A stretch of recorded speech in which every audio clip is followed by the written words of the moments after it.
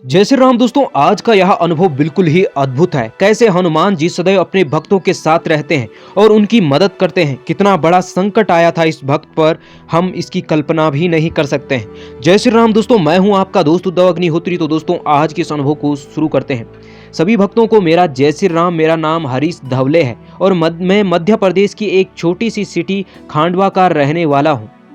मैं बचपन से ही हनुमान जी और भगवान शिव को बहुत मानता हूँ। मेरे घर में भी भगवान शिव की पूजा होती है और हनुमान जी को भी बहुत मानते हैं। मैं मुंबई में जॉब करता था और हनुमान जी की पूजा भी करता था।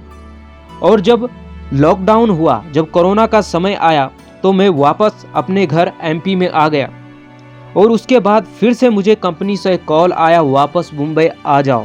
मैं वापस मुंबई गया और जब मैं वहाँ पहुँचा तो उन्होंने मुझे 16 दिन के लिए क्वारंटाइन कर दिया। लेकिन उस समय मेरी तबीयत बिगड़ना शुरू हो गई। मेरे मम्मी पापा ने भी मुझे मुंबई आने से मना कर दिया था और कहा कि तू मुंबई नहीं जाएगा, लेकिन मैंने उनकी बात नहीं मानी। यहाँ पर मेरी तबीयत खराब होने लगी और उसके बाद मेरे को सांस लेने में तकलीफ होने लगी। जब मैं सुबह डॉक्टर के पास गया तो डॉक्टर ने कहा कि कोई बात नहीं, नॉर्मल फीवर है, आपको शायद मलेरिया है। और उस दिन उन्होंने मुझे कुछ दवाइयाँ दी। और जब मैं वापस घर आया तो उस रात मेरी सांस रुकना शुरू हो गई। मैंने सोचा यह मेरी अंतिम रात है और मैं रोने लगा। मैंने हनुमान जी को पुकारा और हनुमान चालीसा पढ़नी शुरू की और किसी तरह वह रात मेरी निकल गई। जब सुबह हुई तो मैं फिर से डॉक्टर के पास गया और डॉक्टर ने कहा कि आप एक बार अपना कोविड टेस्ट करा लो, और कोविड पॉजिटिव निकला। उसके बाद जब मैंने घर कॉल किया, मम्मी पापा को बताया कि मुझे कोरोना हो गया है, तो वह रोने लगे। उन्होंने कहा कि हमने पहले ही तुझे वहाँ जाने से मना कर दिया था, लेकिन तू बात नहीं माना। मैंने उसके बाद में वहाँ से वापस घर आ गया एमपी में। जब मैं वापस आया तो मैंने वहाँ मुंबई वाली जॉब छोड़ दी और उसके बाद 1 महीने बाद मेरी शादी हो गई। उसके 3 महीने तक मैं जगह जगह नौकरी ढूंढता रहा, लेकिन मुझे नौकरी नहीं मिली। अब मैंने मंगलवार का व्रत रखना शुरू किया और हनुमान जी की पूजा सच्चे मन से करने लगा। मेरे हनुमान जी ही मुझे इस प्रॉब्लम से निकालेंगे। उसके बाद मेरी मम्मी ने मुझसे कहा कि हनुमान जी के व्रत तो तू रख ही रहा है, लेकिन भगवान शिव के व्रत भी रख।